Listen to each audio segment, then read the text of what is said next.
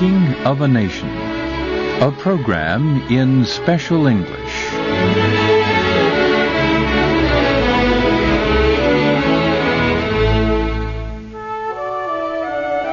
Martin Van Buren took office as America's 8th president in 1837. Not long after, the United States suffered a severe economic depression. Many state banks produced more paper money than they could guarantee with gold or silver. As more paper money was put into use, the value of the money fell. Prices rose sharply. Some people could not buy the food and other things they needed. In a short time, the demand on banks to exchange paper money for gold and silver grew too heavy. The banks stopped these exchanges. They said the situation was only temporary, but the crisis continued. Many of the weaker state banks closed after gold and silver payments were suspended.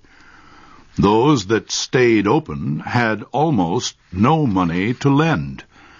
Businessmen could not pay back money they owed the banks, and they could not get loans to keep their businesses open. Many factories closed. Great numbers of people were out of work. The federal government itself lost $9 million because of bank failures. Businessmen said the government was to blame for the economic depression. They said the biggest reason was an order made by former President Andrew Jackson. Jackson had said the government would not accept paper money as payment for the purchase of government land. It would accept only gold or silver. Opponents of the order said it had caused fear and mistrust. Even some of Jackson's strongest supporters said the order should be lifted. They said it had done its job of ending land speculation. Now, they said, it was hurting the economy. Two of President Van Buren's closest advisers urged him to continue the order. Lifting it, they argued, would flood the federal government with paper money of questionable value. Van Buren was troubled about the government's money. He wanted to make sure the government had enough money, and he wanted this money safe until needed. At the same time, Van Buren did not believe the federal government had the responsibility for ending the Depression, and he did not believe the government had the right to interfere in any way with private business. So Van Buren decided to continue the order. No government land could be bought with paper money. The economy got worse. The President called a special meeting of Congress. In his message to Congress, Van Buren said, "Overbanking and overtrading had caused the Depression." He proposed several steps to protect the government.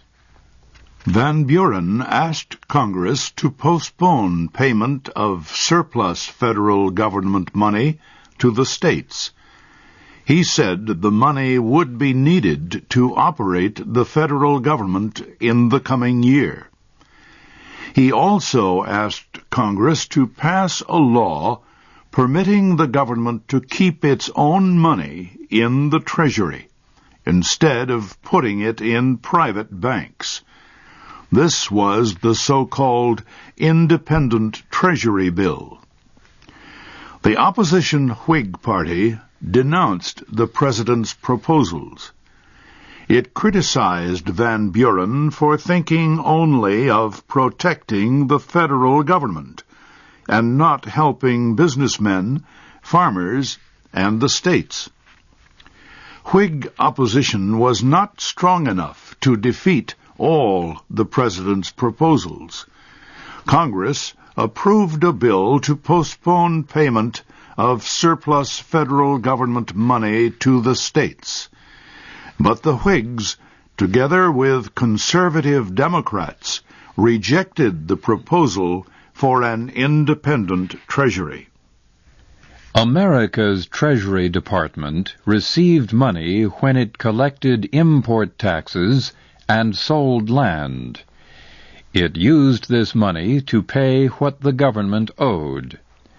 The Treasury did not, however, hold the money from the time it was collected to the time it was paid out. The Treasury put the money in private banks. President Van Buren wanted to end this situation. He wanted a law to permit the Treasury to keep government money in its own secure places. The Whigs argued that such a law would give presidents too much power over the economy. Some Democrats who believed strongly in states' rights also opposed it. Between them, they had enough votes in Congress to defeat the proposal. President Van Buren tried again the following year to get approval for an independent Treasury. Again, the proposal was defeated. Finally, in June 1840, Congress passed a law permitting the Treasury Department to hold government money itself. Van Buren signed the bill. The economic depression of 1837 lasted for 6 years. It was the major problem, but not the only problem during Van Buren's one term as president. In foreign affairs, one of the chief problems Van Buren faced was a dispute with Britain about Canada. Canadian rebels had tried 2 times to end British rule of Canada. They failed both times. Rebel leaders were forced to flee to safety in the United States. There they found it easy to get men and supplies to help them continue their struggle. The rebels built a base on a Canadian island in the Niagara River, which formed part of the border between the 2 countries. They used an American boat to carry supplies from the American side to their base. In December 1837, Canadian soldiers crossed the Niagara River and seized the boat. 1 American was killed in the fight. For a while, Canadian forces and Canadian rebels exchanged attacks on river boats. A number of American citizens fought with the rebels. President Van Buren was troubled.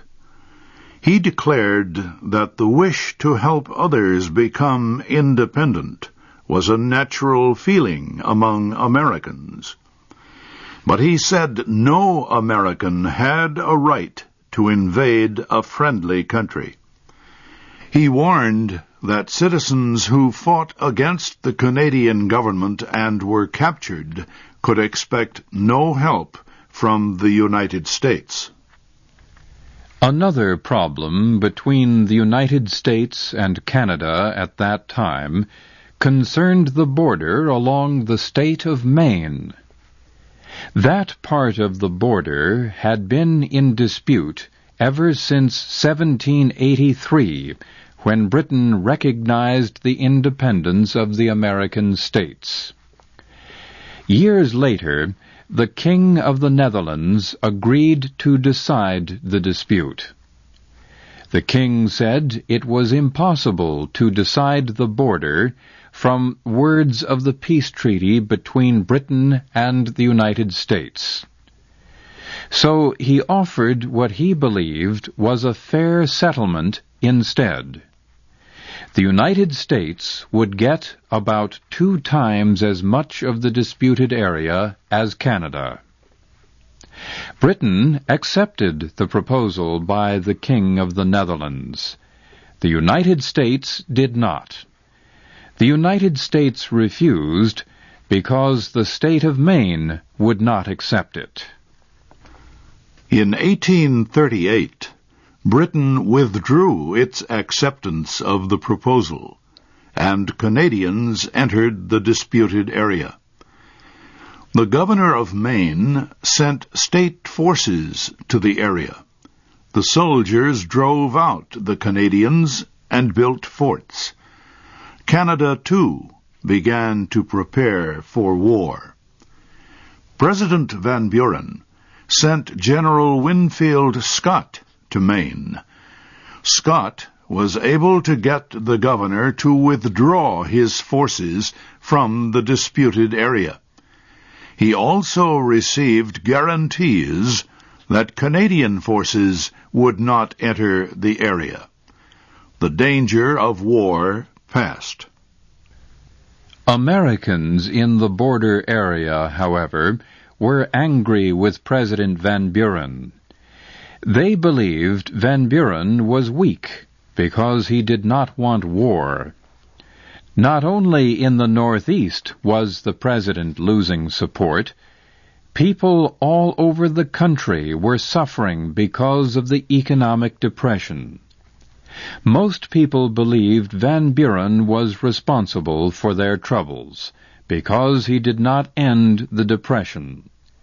The economy had fallen apart because of the hard money policies of former President Andrew Jackson, and the opposition to those policies by businessmen and bankers. And Van Buren did nothing to change those policies. Van Buren had been a good political advisor to President Jackson, but he had not been a strong president.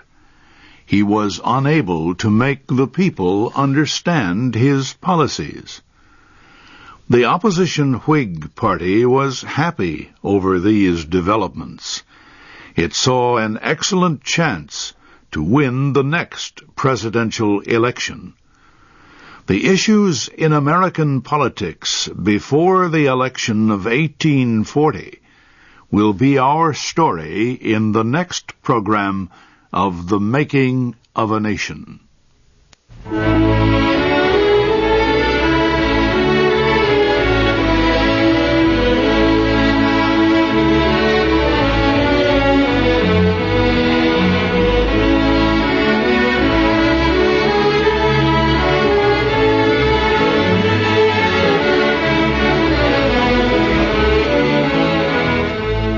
You have been listening to the special English program, The Making of a Nation. Your narrators were Harry Monroe and Tony Riggs. Our program was written by Frank Beardsley.